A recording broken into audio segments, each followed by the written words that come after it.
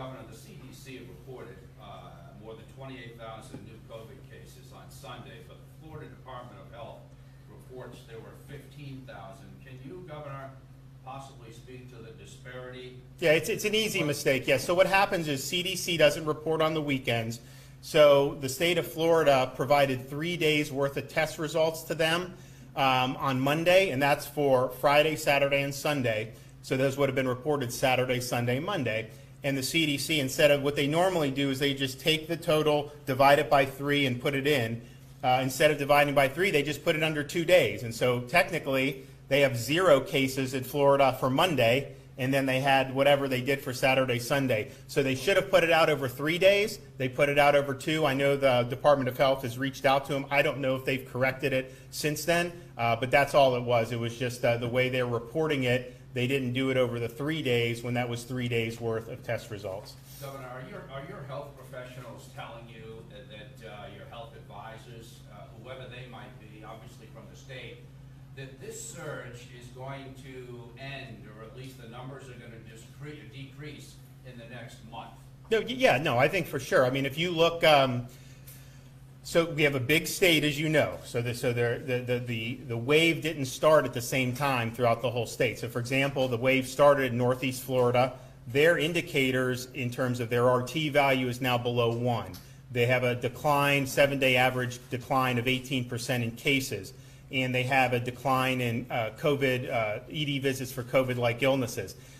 You have the Panhandle. You didn't necessarily start increasing the same time, but it's a similar cycle. And I think most people think that you're going to see not just Florida, but you'll see the Sun Belt throughout, because it's not just Florida. I mean, you know, if you watch certain news channels, you think Florida was the only state that had any type. But I mean, you look at some of these other Sun Belt states, deep south, and I think you're going to see it. I think you'll see it roll over for sure. When they do these waves, it's a very repeatable pattern. And Michael Levitt, as a professor at Stanford Medical, he identified this pattern like a year and a half ago. When you start to see these increases, you know, they go and then they accelerate, and then you'll have the growth will slow, and then it'll kind of go into a holding pattern, a plateau, and then it starts to recede. Now, the one thing we saw with Great Britain was they had a huge upswing and then a huge downswing very rapidly with Delta. And the question is that unique to Great Britain, or is that how Delta? There was a huge downswing in India too because Delta came from India. So we're looking at that, and hopefully we see it recede very quickly. I would note, because there's some people who say, oh, well, you know, shut down, do all that, which we're not doing. Great Britain, they did their Freedom Day like right when they hit the peak over the summer, and it just fell off a cliff ever since they got rid of all of those things. And so I think it shows that, you know, these things have a very powerful life cycle, and we're seeing the indicators.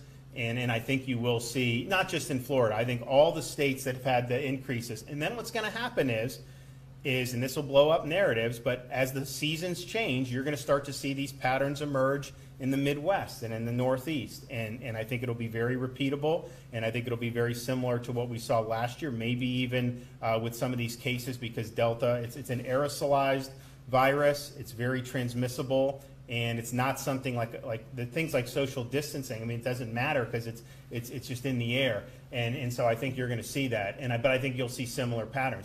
What we have seen in Florida in terms of the hospital census, if you talk to pretty much every single hospital executive I've spoke to, chief medical officers, they will tell you that the senior population that's heavily vaccinated is not showing up in the hospitals like they did last summer, because the vaccine has reduced their chance to be seriously ill. So you don't have massive numbers of nursing home residents.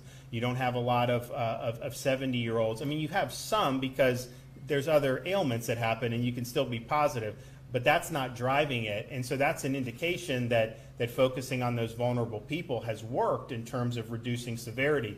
But and what they typically see is the folks who end up hospitalized, and particularly those who end up going to intensive care, tend to be people, you know, who either haven't had immunity from a prior infection or, you know, have not had any vaccination.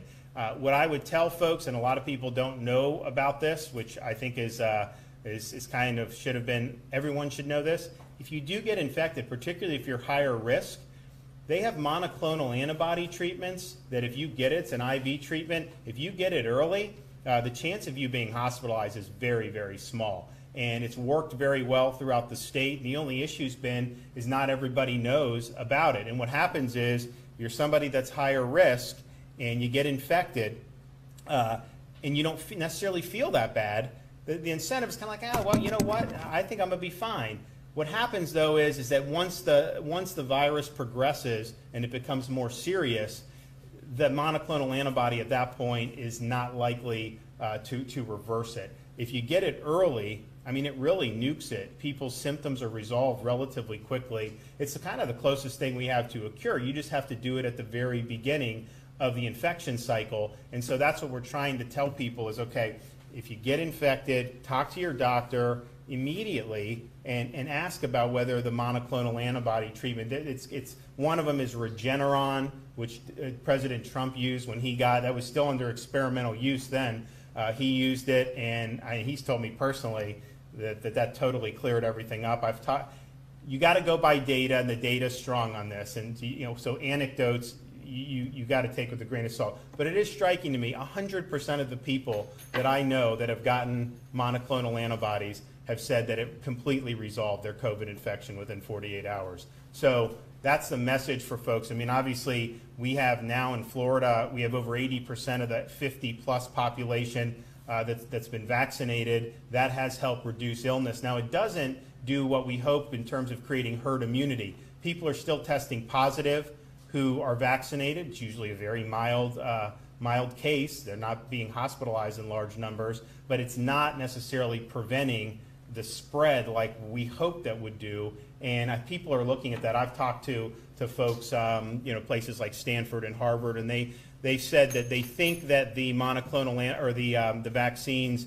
probably do reduce your likelihood of being infected and spreading it for about 3 months pretty dramatically. But then after that, it's a little easier for you to catch it. And that, again, these are not serious cases.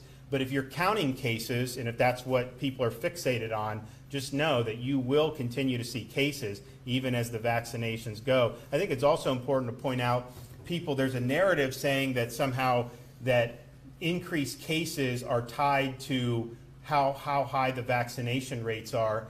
Florida, we have the highest vaccination rate in the Southeast. We're 22 out of 51. So it's not like we're a little bit above average nationwide. And then with seniors and 50 plus, we've got over 80% of 50 plus. You have places like Israel that are the most vaccinated country. It's one of the most vaccinated countries in the world. They're having huge surges right now, probably similar on a per capita basis to what Florida has seen over the last couple of weeks. You look at some areas like Iceland, it's like almost 90% vaccinated. They're having huge increases. And so the cases and kind of some of these spikes, the vaccinations are not necessarily preventing that. Now, I do think they're helping to prevent serious illness, but people just need to know that that's kind of what the use of them is for. And if they have a belief that, well, if more people got vaccinated, then COVID would go away. That is, I think at this point, we know that will not happen. I mean, it will continue to circulate, and even people like me who are vaccinated, I'm going to come in, I probably have come in contact with it, but I mean, I've never tested positive, but if I come in contact with it, I potentially could get a very mild infection, and then that helps build the immunity. But that's the way this is going to play out. It's not going to play out. I know some of these folks in D.C. have said, once we have, people that are on TV all the time said, once we have 50% vaccinated, COVID will just go away. That's obviously not true, because we have 50% nationally vaccinated, and we still see. So that's just what we're dealing with. But at the end of the day, I think we have the tools between the vaccinations and the monoclonal antibodies to be able to take COVID from something that was certainly more risky for elderly people in particular than the typical respiratory virus, and take that and really make it a flu-level risk for most people. And that's kind of the direction that we're going. Okay, well, I gotta run and get back to Tallahassee, but thank you all for coming, and we really appreciate everything that Escambia County Sheriff's Department and everyone here does for us. Thank you. Thanks. Hi, Herb. How you doing? See you doing right.